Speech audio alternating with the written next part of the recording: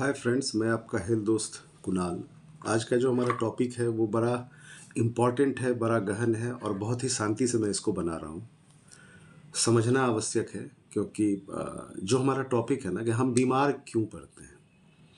कहते हैं ना कि knowing the problem is half of the solution. अगर हम समस्या को जानते हैं, हम जान लें कि ये क्यों हो रहा है ना, तो आधा सॉल्यूशन वही है।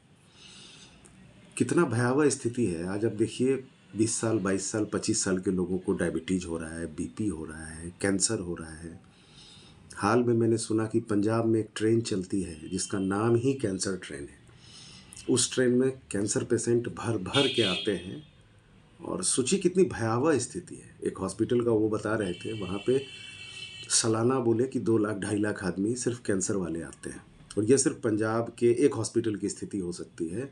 ओवरऑल जैसे आप बिहार में देखें, महावीर कैंसर संस्थान, बॉम्बे वाला Tata, there are lot of hospitals who are full with cancer patients and all, not only cancer. I am not talking about cancer only.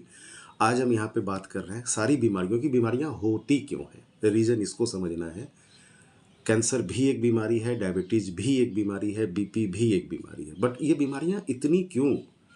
हम 90s वाले लोग हैं, 80s वाले लोग हैं, क्या उस समय इतनी बीमारियां थी, इतने डॉक्टर थे?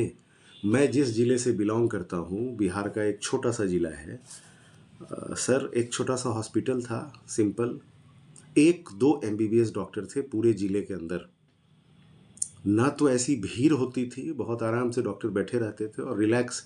इतना छोटा शहर था कि हम सभी एक दूसरे को जानते थे और बहुत आराम से नंबर मिलता था, हम लोग दिखाते भी थे। आज उसी शहर में कम से कम 200 डॉक्टर हैं, जहाँ पे एक थे। 50 प्लस हॉस्पिटल्स हैं प्राइवेट। सरकारी हॉस्पिटल, एक मेडिकल कॉलेज तक खुल चुका है।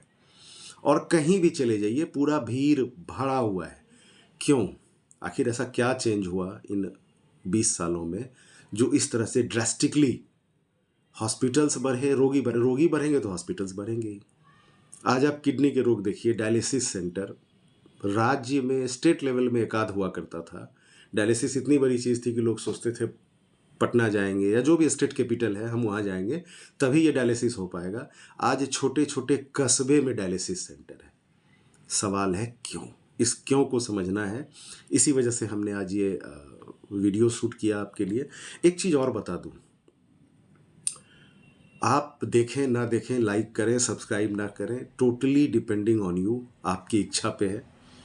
मैं ऐसे ऐसे यूट्यूबर्स को देखता हूँ, फेसबुक पे उनके वीडियोस आते हैं। कल मैंने अपने फेसबुक पे लिखा एक आदमी को, एक कोई डॉक्टर थे, अपने आप को आयुर्वेदाचार्य और ये वो बता रहे थे। उन्होंने कहा कि दही खाने से ढेरों बीमारियां होती हैं।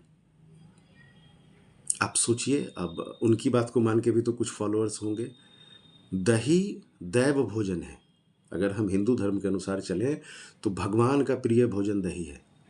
अगर हम किसी अन्य धर्म को देखें, हकीम लुकमान ने क्या कहा है पता है दही के बारे में? जब आप पढ़ेंगे ना यूनानी, कि दही खाने वाले मरते कैसे हैं।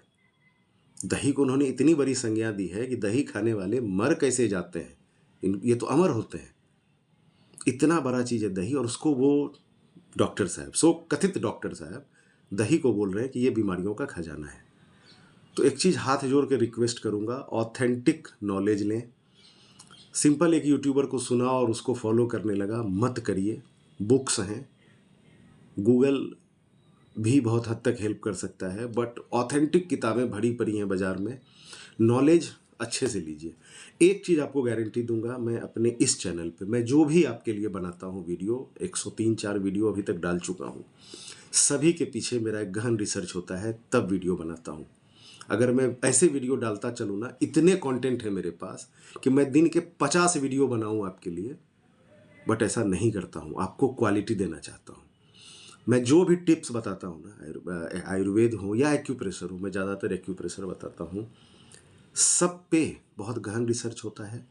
कम से कम 50 पेशेंट्स के ऊपर यूज किया हुआ होता है, तब मैं आपके सामने लाता हूँ कि आप इसको करिए, ऐसा हो जाएगा।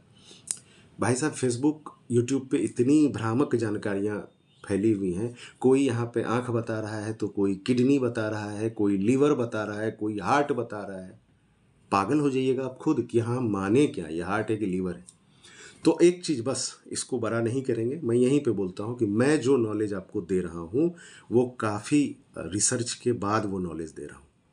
मेरे पास 36 डिग्रीज हैं ऑन एक्यूप्रेशर, उसमें कुछ फॉरेन की 4 डिग्रियाँ फॉरेन की हैं।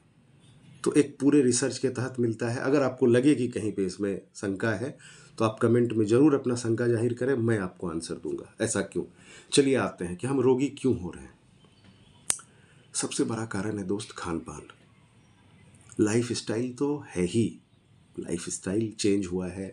पहले हम मूवमेंट करते थे, अब गाड़ियाँ आ गई हैं, हम 4 कदम भी गाड़ी से चल रहे हैं, तो फिजिकल मूवमेंट बहुत कम हुआ है। बीमारी का एक कारण ये है, बट इससे बड़ा कारण है फूड, खान पान।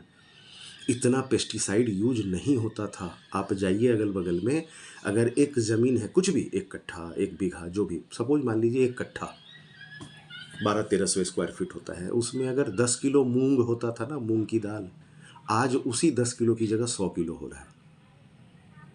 आखिर क्या हो गया कि 10 गुना खेती उतने ही लैंड से हो रही है, due to pesticide, due to seeds, due to खाद, तरह तरह के आए। आज किसानों वाला खाद का प्रचार देखिएगा, मक्के की फसल लहलहा जाएगी, लगाते ही 10 गुना ज़्यादा खेती।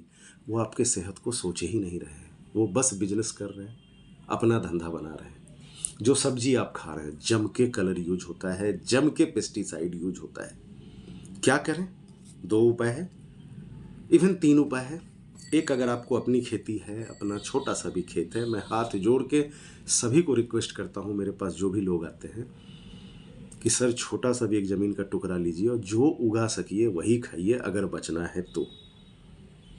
पहला, ये सब के लिए संभव नहीं है, स्पेशली जो मेट्रो सिटीज़ में है, छोटे फ्लैट्स में है, वो तो ये असंभव है। चलिए उनके लिए भी बताऊंगा। सेकेंड, योगा या एक्सरसाइज को अपने जीवन में ज़रूर शामिल करें। तीसरा, अगर आपको खाना ही पड़ रहा है ना, तो बहुत अच्छे से साफ़ सफाई करके पानी में नमक डाल, गर्म पानी करिए, थोड़ा नमक डालिए, देन सब्जी धोइए, चावल धोइए, दाल धोइए, तब उसको बनाइए। कुछ सब्जियां ऐसी हैं जिसमें पेस्टिसाइड ज़्यादा यूज होता है, लाइक फूल गोभी। फूल गोभी में कीड़े भी पाए जाते हैं, तो वो फसल को ख़राब करते हैं, तो किसान जम के उसमें पेस्टिसाइड डालते हैं। बैगन और भी हो सकते हैं, ये 2 मैंने खुद से देखा है कि इस पर पेस्टिसाइड खूब इस्तेमाल होते हैं। तो ये 2 सब्जी से चाहे तो दूरी बना लीजिए, या अगर खाना है तो काफ़ी धो के। फल भी खाते हैं हम, सेब लाते हैं कि सेहत बनेगा, छिलका उतार दीजिए, छिलका समेत मत खाइए। आप थोड़ा सा ना ऐसे चाकू से ऊपर से रगड़िएगा, मोम आएगा चमकीला बनाने के लिए, तो उससे बेहतर है कि छिलका उतार दीजिए, जो अंदर विटामिन्स होगा वो खाए। पपीता बिल्कुल नहीं खाइएगा, पपीता एकदम कार्बाइड से पका हुआ मिल रहा है, पीला पीला। पपीता ग्रेटेस्ट फ्रूट है इस धरती पर, उससे अच्छा फ्रूट है ही नहीं। पपीता is the only fruit who is having all the vitamins. सब विटामिन हैं पपीते के अंदर, लेकिन ये बाजार वाला नहीं, पीला पीला पीला नहीं। अगर आपको पपीता खाना है, आप कच्चा खरीदिए, उसको थोड़ा सा सिझा लीजिए, बॉयल कर लीजिए, नमक लगा के खा सकते हैं, चीनी लगा के खा सकते हैं, सब्जी बना लीजिए, चोखा बना लीजिए, बट वो पका हुआ मत लीजिए, वो सोचिएगा आपकी हम सेहत बनाएंगे, वो सेहत और ख़राब करेगा। अब आते हैं सबसे प्रमुख बात पे। सबसे प्रमुख बात क्या है कि इन सब के अलावा आप पेस्टिसाइड से तो बचे नहीं, पैकेज्ड फूड को बिग नो करिए। करना क्या है कि हमारे शरीर में डिटॉक्स करने का काम जो है वो करता है किडनी, जो हमारे शरीर से विष को बाहर निकालता है। तो हमें अपनी किडनी को स्ट्रांग करना है, नंबर 1। नंबर 2, लीवर को स्ट्रांग करना है ताकि पाचन अच्छे से हो। तो किडनी को स्ट्रांग कैसे करेंगे, हमने पहले वीडियोस में बताए हैं किडनी स्ट्रांग के पॉइंट। नमक का कम सेवन, ये देखिए मैंने पहले भी बताया है। ये उंगली से हम थोड़ा सा पीछे जाएंगे, यहाँ पे हमें 2 गड्ढा मिलेगा, जहाँ पे ये रुक जाएगा, बस ये किडनी पॉइंट है। आप इसको मसाज करें, डेली करें, 3-4 मिनट इस तरह से डेली करें। कोई पैसा नहीं ले रहा है भाई आपका, ये किडनी मजबूत कर देगा। और सिर्फ अगर किडनी भर मजबूत रहा ना, तो ये जितने विष जा रहे हैं ना, इसको फिल्टर करके निकालने में, आज किडनी का रोग इतना क्यों बढ़ रहा है, क्योंकि विष हम बहुत ज़्यादा डाल रहे हैं, और हमारा किडनी साफ़ करते करते थक जाता है, बाद में फेल हो जाता है। अगर हम इसको करें ना, और जो साफ़ सफाई का हमने आपको बताया, तो आपका किडनी स्ट्रांग होगा, डिटॉक्स अच्छे से होगा, विष शरीर से निकलेगा। देखिए विष निकलने के 2-3 तरीके हैं। एक तो हमारे मलमूत्र से विष निकलता है, दूसरा पसीने से निकलता है। हमने जो योगा एक्सरसाइज बताया उससे क्या होगा ना कि आप थोड़ा भी करेंगे तो पसीना निकलेगा। पसीना जितना निकले ना आप समझिए वो विष निकल रहा है।